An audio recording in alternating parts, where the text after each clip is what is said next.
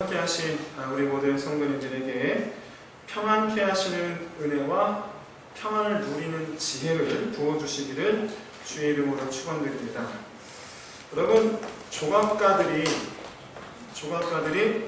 조각품을 만드는 과정을 옆에서 이렇게 지켜보면 늘 똑같은 궁금증을 갖게 됩니다. 도대체 뭘 만드는 거지? 그렇죠? 그냥 돌덩이 하나 들고 와서 그걸 이제 만들기 시작하는 거예요. 뭘 만드는 거지? 이제 한참 지나면 이제 그때서야 비로소 궁금증이 풀리죠. 아, 이거 만드는구나. 그쵸? 여러분, 우리가 너무나 잘 아는 조각품 하나. 여러분, 로댕의 생각하는 사람 아시죠? 로댕의 생각하는 사람. 여러분, 이 로댕이 조각하는 동안 이 점점점 드러나는 모습을 보면 우리는 그가 생각하는 사람을 만들고 있다는 것을 알게 되는데, 문제는 왜, 무슨 의도로, 그리고 무슨 의도로 왜 이런 생각하는 사람을 왜 만드는 걸까? 왜 만드는 걸까? 그거는 이제 완성이 돼봐야지 알아요. 조각하는 동안은 사람이네, 생각하는 사람 만드나 보네. 근데 결정적으로 완성이 돼야지, 이게 바로 그런 걸 의미하는 거구나 라고 깨닫게 됩니다. 근데 여러분, 혹시 로댕이 생각하는 사람이 뭘 고민하고 있는 건지 혹시 여러분 알고 계시는 분이 계세요? 뭘 고민하는 건지? 여러분이 로댕이 생각하는 사람을 이해하려면 이 작품이 로댕이 조각한 지옥의 문이라는 작품을 아셔야 돼요. 왜냐하면 이 생각하는 사람은 그 지옥의 문이라는 이름의 작품의 일부분입니다. 단테가 쓴 신곡 아시죠? 단테가 쓴 신곡 내용은 이거예요. 지옥에 대해서, 하나님의 나라에 대해서. 그것이 배경인데, 이 생각하는 사람은 바로 누구냐면, 누굴까요? 생각하는 사람이 누굴까요? 바로 단테입니다. 모델 단테예요. 그래서 이 생각하는 사람 속에 이 생각하는 사람은 한 사람이 지옥의 문 앞에서 마지막으로 자기의 삶을 되돌아보면서 선과 악에 대해서 고뇌하는 그런 모습, 그런 갈등을 표현한 것이 바로 그 생각하는 사람이라는 이름의 작품입니다. 그래서 이 진품은, 여러분 진품을 보시니 이 진품은 바로 로댕이 생각하는 사람이라는 이 조각이 여기저기 공원, 이 공원, 저 공원, 여기저기 전 세계에 붙어 있지만, 진품은 바로 이 지옥의 문이라는 그 가운데 일부분으로 되어 있습니다. 다만 복제품만 보면, 여기저기 그냥 그 생각하는 사람만 놓여있는 그런 복제품만 보면 뭘 고민하는지 몰라요. 왜? 뭘 생각하는 거지? 뭘 고민하는 거지? 하지만 진품을 볼 때서야 비로소 그렇구나 라는 것을 이해하게 됩니다. 여러분, 이 작품을 통해서 이 로댕이 생각하는 사람은 우리에게 한 가지 질문을 던집니다. 바로 뭐냐면, 우리 모두는 지옥문 앞에 서 있다. 우리는 한 사람도 빼놓지 않고 지옥문 앞에 서 있어요. 이럴 때 당신은 어떤 선택을 하겠는가? 지옥의 문을 열고 들어가겠는가? 아니면 그 문이 아닌 다른 곳을 바라보며 나아가겠는가? 그리고 그렇다면 당신이 생각하는 선은 무엇이고 당신이 생각하는 악은 무엇인가? 여러분, 이게 도덕적 기준을 말하는 게 아닙니다. 중요한 것은 지옥문이 바라보는 악이 뭐냐라는 거예요. 지옥문이 바라보는 악이 뭐냐? 그러므로 지옥문이 바라보는 악이 무엇인지에 대해서 고민하라라는 것이 사실은 생각하는 사람의 그 조각품이 우리에게 던져주는 질문입니다. 너희는 이 지옥문에 들어가는 악이 도대체 무엇이라 생각하느냐라는 거예요. 우리 인생을 만드시는 하나님의 섭리가 이와 똑같습니다. 어려서부터 하나님을 믿으면 늘 항상 고민하게 되는 게 바로 뭐냐면 하나님께서는 지금 나를 무엇으로 만들고 계시는가. 그래서 크리스찬 젊은이들은 늘 항상 고민해요. 늘 항상. 나를 향한 하나님의 뜻이 무엇인지, 그러면서 어떻게 살아가는 것이 하나님 보시기에 선한 모습인지. 단테는, 로댕은 지옥문이라는 그 작품을 통해서 보여주고 있지만 우리는 천국문을 바라면서 생각해 봐야죠. 근데 유감스럽게도 하나님은 내가 앞으로 나를 무엇으로 만들고 계신지에 대해서 하나님 우리에게 속 시원하게 알려주시질 않죠. 보여주시지를 않아요. 보여줄 생각이 없어서요. 비록 내 인생인데 마치 조각가가 돌을 다듬고 깨고 부수고 하는 동안 내내 뭘 만든지 참 궁금해 미칠 것 같아도 완성품이 나올 때까지 가만히 그걸 보고 있어야 되잖아요. 마찬가지로 우리도 그때까지 하나님께서 완성하실 때까지 계속 기다려야 돼요. 답답해도 기다려야 돼요. 알고 싶다면 기다려야 돼요. 오늘 본문은 하나님께서 다윗이라는 이 돌을 다듬으시는 하나님께서 드디어 마침내 그 작품을 완성해서 내어놓으시는 장면입니다. 작품명은 알고 있죠. 바로 이스라엘의 왕이에요. 이스라엘 왕. 하나님은 돌을 잡으실 때 너를 이렇게 만들어야 되겠다라고 알려주세요. 그게 바로 비전이에요. 비전. 너를 이렇게 만들겠다. 비전이에요. 그럼 우리가 하나님의 부르심이라고도 말하기도 하고 비전이라고 말하기도 하고, 하나님은 그렇게 우리에게 비전을 품게 하시고 그 비전을 이루기까지 적지 않은 시간 동안 우리를 깨뜨리시고 부수고 다듬으시고. 다만 여러분, 우리가 하나님께 받은 비전, 사명 이런 거에 대해서 우리가 확신을 하지 못함으로 말미암아 시간이 지나면 지날수록 그게 갈등이 되고 괴로움이 되는 거예요. 뭘 원하시는 거지? 도대체 내가 뭘 하기를 원하시는 거지? 왜 내게 이런 고통을 주시는 거지? 이런 거에 대한, 이런 질문에 대한 대답이 바로 오늘 본문입니다. 다윗이 목동 시절에 하나님께 부름을 받았을 때는 참 좋았어요. 첫 출발은 참 좋았어요. 하나님께서 다윗을 무엇으로 만들려고 하시는지를 분명하게 보여주셨어요. 사무엘로부터 기름 부으심을 받았고 얼마 후에 골리앗을 쓰러뜨리고, 그리고 사울의 이 사위가 됐다가 드디어 이 이스라엘 군대의 천부장 장군이 되죠. 당시 인구를 생각하면 군단장이죠. 하지만 상황이 급변하기 시작합니다. 장인에게 목숨의 위협을 받고 온갖 고생을 다 하죠. 잘못한 게 없어요. 내가 잘못한 게 하나도 없어요. 그것도 불구하고 왜 하나님은 나를 이런 고통 속으로 집어넣으시는가? 왜 나한테 이런 일이 일어나는가? 난 잘못한 게 하나도 없는데 왜 나를 깨뜨리시는가? 왜 나를 부수시는가? 나는 잘못한 게 없는데. 사울이 죽고 난 뒤에 다윗이 왕이 됩니다. 근데 이번에는 반쪽짜리 왕이에요. 엄밀히 말해서 반쪽짜리도 아니고 12분의 1짜리 왕이에요. 유다 지파왕. 그렇게 7년을 있습니다. 7년. 만약에 여러분 다윗이 왕이 되는 것이 비전이었다면, 아마도 분명히 내가 언제쯤에야 온전한 왕이 될 수 있을까라고 조급해 했을 것이 분명합니다. 그렇죠? 하지만 다윗은 하나님께서 내게 분명히 뜻이 있으리라 생각하고 인내하고 계속 기다리죠.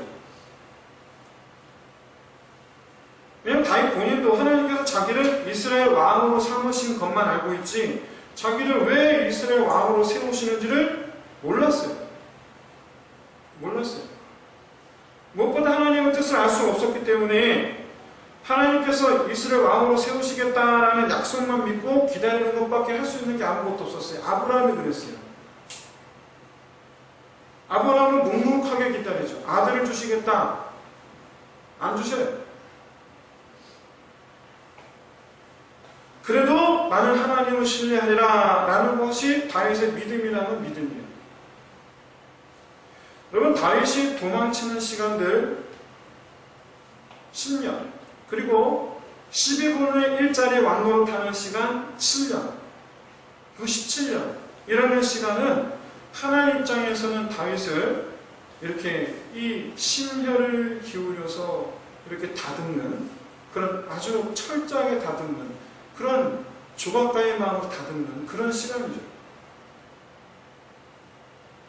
600명의 부하들 뿐만 아니라 그들의 가족들, 단순 계산만으로 최소 2000명이 넘어가는 공동체를 다윗이 데리고 다녀요.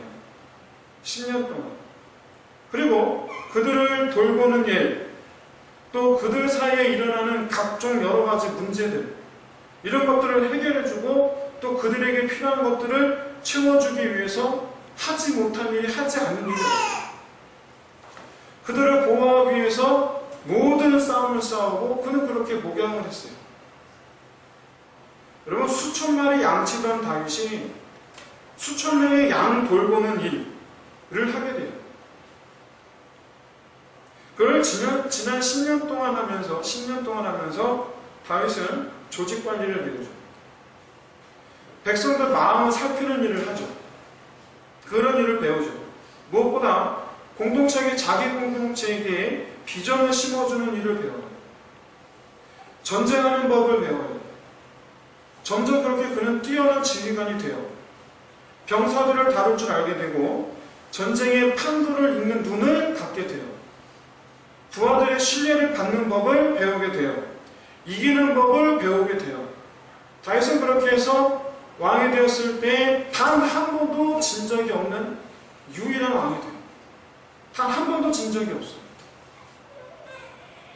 가장 중요한 소득은 도망다닐 때에 성경 역대상에 기록되어 있는 다윗의 용사 33명. 다윗의 용사 33명은 그때 도망다닐 때요. 무엇보다도 이들과 다윗 자기의 비전을 공유할 수 있는 시간을 가지게 돼요. 10년 동안 다윗을 따라다니면서 그 600명은 다윗이 중요하게 생각하는 가치가 뭔지, 그리고 다윗이 중요하게 생각하는 하나님의 뜻이 뭔지 그거를 깨닫게 돼요. 10년 동안 쫓아다니면서. 그리고 그들은 다윗이 가는 길 우리도 함께 가겠다라고 작정하게 돼요. 룻이 시어머니 나오미에게 한 말이 있습니다. 어머니께서 가시는 길이 내가 가는 길이요, 어머니의 백성이 내 백성이 되리이다. 여러분, 다윗의 부하들이 말하는 거예요. 다윗이 가는 길이 내가 가는 길이요, 다윗의 백성이 내 백성이 되리이다. 여러분, 다윗은 그렇게 장차 하나님의 나라를 건설할 때에 함께할 믿음의 동역자들을 얻게 돼요. 그러면 제가 질문 하나 드리겠습니다. 다윗이 쫓겨다니던 시간, 그 시간 여러분 잃어버린 10년입니까? 아니면 소중한 것을 얻은 10년입니까? 그건 말 하나 많아요.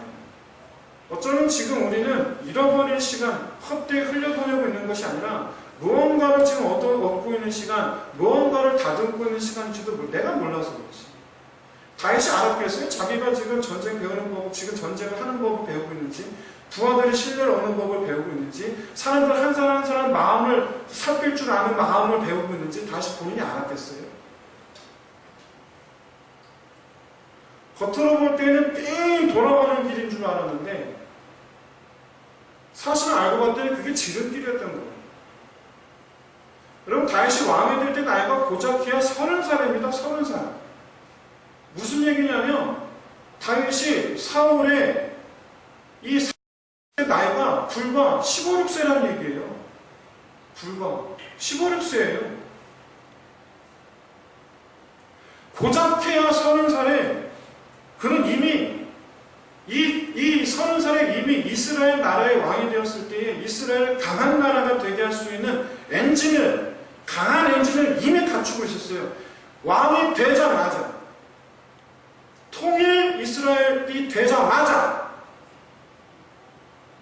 여러분 그냥 엔진 아니에요. 터보 엔진.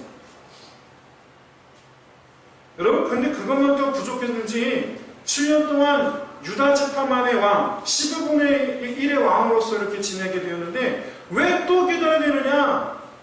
그런 불평이 나올 것도 한데 여러분 이 7년은 사실은 다윗에게는 더 강하게 당금질하는 그런 하나님만의 시간이었어요. 유다 지파만의 왕으로서 여러분 7년이라는 시간, 그때 지난 10년 동안 데리고 다 도망다녔던 2,000명보다 더 많은 수십 명 유다 지파, 그들과 함께 하나님의 나라, 하나님의 통치라는 비전을 공유하는 시간이 돼요. 여러분 유다 지파는요 다윗이 꿈꾸는 나라, 하나님의 나라를 함께 마음을 품게 됩니다. 그렇게 될 수밖에 없었던 게 유다 사람들은 통일을 위해서 사울 왕가와 다투는 그런 동안에도 다윗이 북이스라엘 백성들을 자기 형제로 아끼면서 피해를 최소한으로 노력하는 것을 누가 지켜봐요? 옆에서 유다 지파가 그걸 보는 거예요. 유다 지파는 다윗에게서 남유다든 북이스라엘은 구별하지 않고 차별하지 않고 백성들을 아끼고 백성들 때문에 고민하고 백성들 때문에 쉬운 길을 포기하고 누가 옆에서 그걸 봐요? 유다 지파가 그걸 보는 거예요. 여러분 다윗이 북이스라엘이랑 싸울 때에 사울 왕가랑 싸울 때에 그동안 자기와 함께했던 용사들 말고는 다른 유다 백성들을 전쟁에 참여시키지 않아요.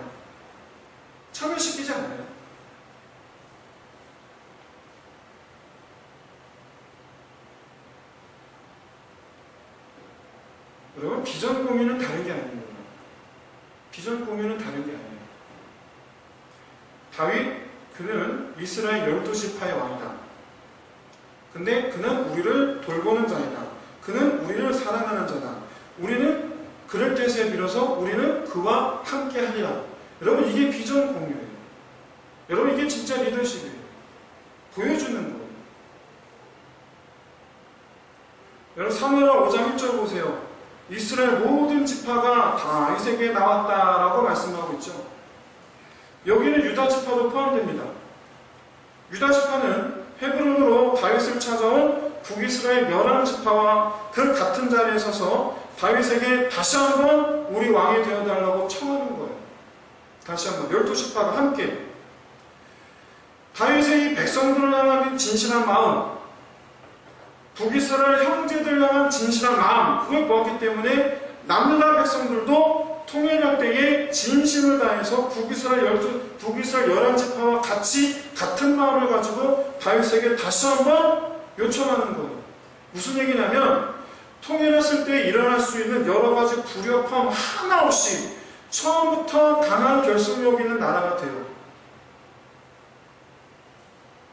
역대상 12장 23절부터 40절을 보시면 다윗을 이스라엘 왕으로 추대하기 위하여 모인 사람들 가운데에서 특히 그의 군사가 되겠다, 우리는 다윗의 군사가 되겠다라고 찾아온 사람들의 숫자를 따로 기록을 해놨습니다. 역대상 12장 23절 40절 말씀입니다. 보면 유다 지파가 6,800명입니다. 유다 지파 6,800명인데 북이스라엘은 나머지 11지파죠. 북이스라엘은 베냐민 지파까지 포함해서, 베냐민 지파는 사울 왕가예요. 베냐민 지파까지 포함해서 총 33만 5천 명이 모여듭니다. 그렇게 해서 남북 12지파 도하 다윗의 군사가 되겠다라고 찾아온 군대가 35만 35만 명이 우리는 다윗의 군사가 되겠노라라고 그날에 찾아와요. 그동안 여러분 남북전쟁, 통일전쟁을 하는 동안 북이스라엘의 적이라고 할 수 있었던 북이스라엘의 군사들이 대거 다윗을 찾아옵니다. 대거. 왜? 지난 남북전쟁, 통일전쟁 하는 2년 동안 다윗이 보여준 백성들의 마음, 우리를 향한 마음, 그 진실한 마음을 알았기 때문이에요. 다시 말씀드리지만 다윗의 7년간의 12분의 1짜리 왕의 인생은 오히려 다윗을 더 강하게 해주는 시간이었어요. 오히려 더 강하게, 더 완전하게 세워주는 시간이었어요. 여러분 지금 우리나라 남북 통일된다고 생각해보세요. 우린 전 국민이 다 걱정해요.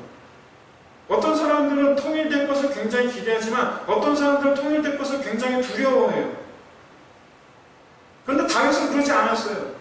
다윗의 통일왕조는 그게 아니었어요. 통일되자마자 강한 힘으로, 하나님의 힘으로 나아가서 이스라엘 주변의 여러 국가들을 다 연전연승하면서 이스라엘 역사상 그 어느 때도 없었던 전무후무한 전승을 기록해요. 사랑하는 성도 여러분, 하나님께서 우리를 다듬으신다면 우리를 완성하시기까지 결코 허투루 시간을 사용하지 않으신다라는 것을 여러분 깨달으시기를 진심으로 소원합니다. 헛되이 보내는 시간이 아니에요. 나는 헛된 것처럼 보여질지 몰라요. 왜 뺑 돌아가지라고 생각할지 몰라요. 왜 하나님 내게 뭘 원하시는 거지 이렇게 생각할지 몰라요.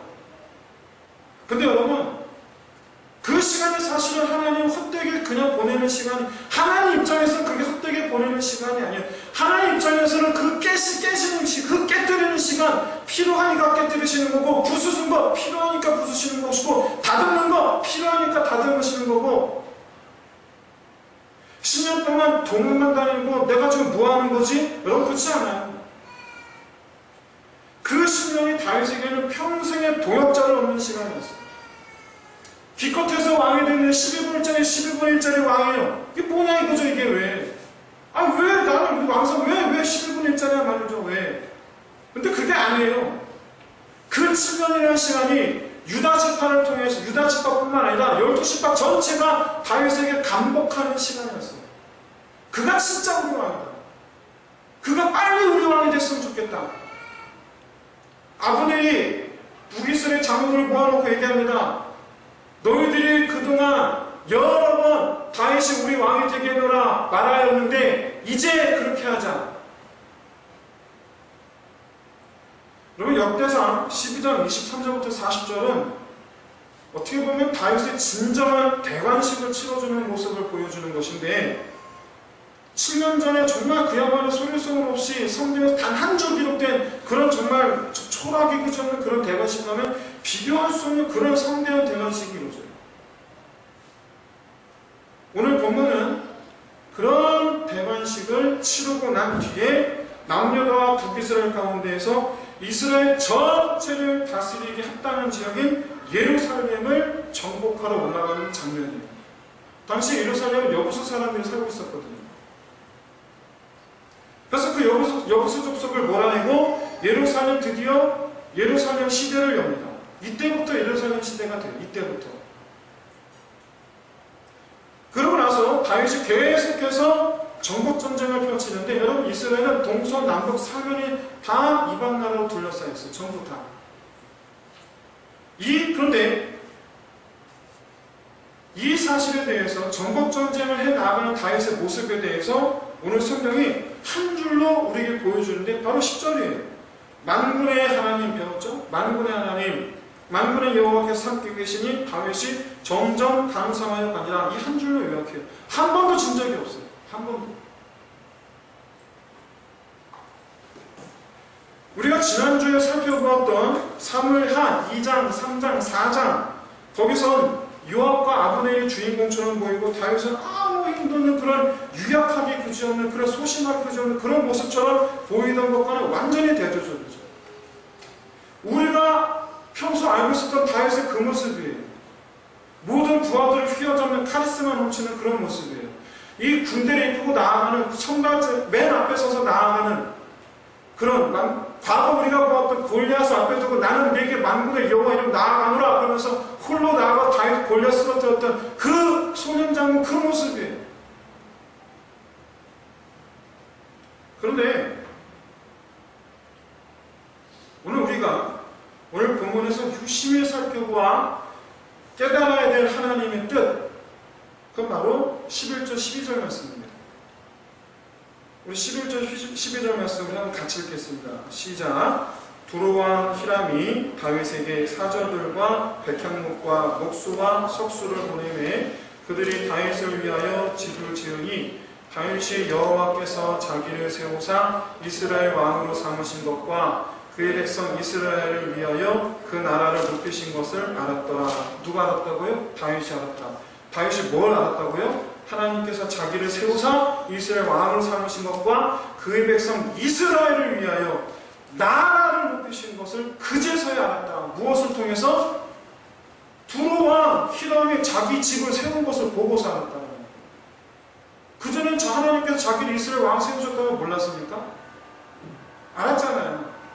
이거 뭔 얘기하는 거죠? 두로라는 나라는 이스라엘 북쪽에 위치한 해변 국가입니다. 두로왕은 아마도 다윗과 동맹 맺기를 원했던 것 같아요.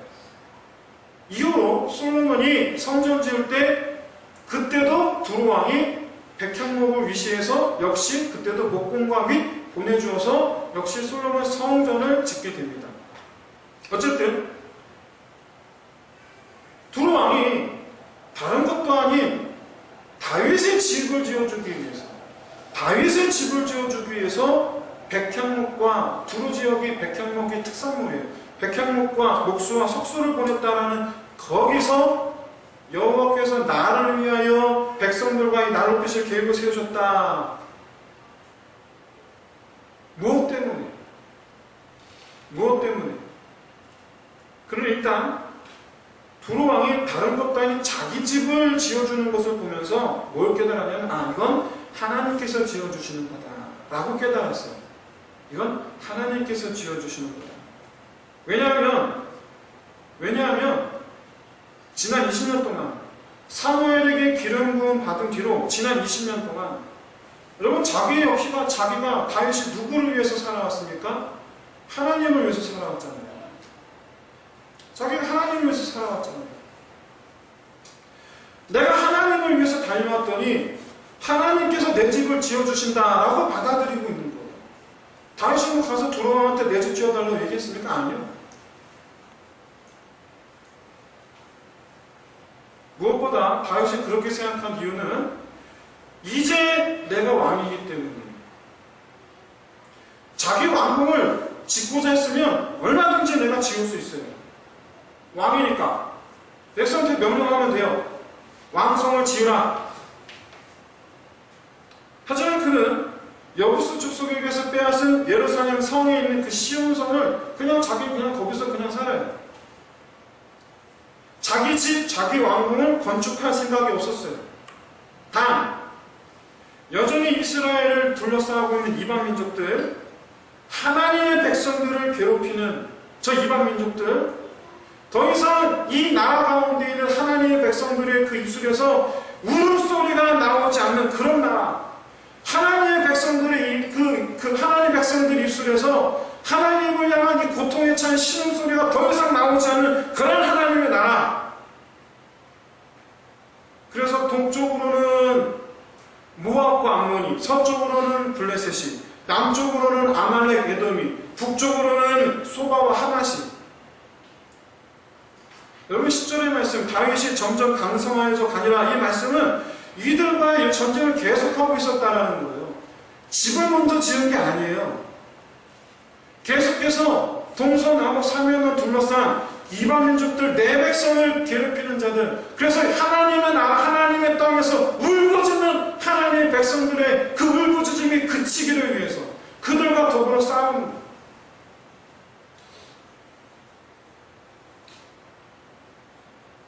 두로왕은 그런 다윗의 정복전쟁을 보면서 다윗과 동맹 맺기를 결심합니다. 그런 과정에서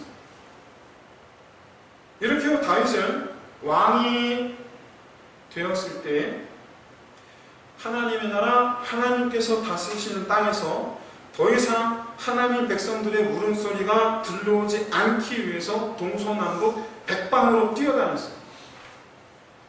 그러자 생각지도 않은 방식으로 하나님이 다윗의 집을 세워주시는 거예요. 왕이 됐잖아요. 그럼 내 왕성을 세우라. 내 집을 세우라. 왕이니까 백성들한테 명령할 수 있잖아요. 근데 그게 아니에요. 그는 예루살렘을 중심으로 해서 동서남북 사면으로 점점 강성하여져 갔어요.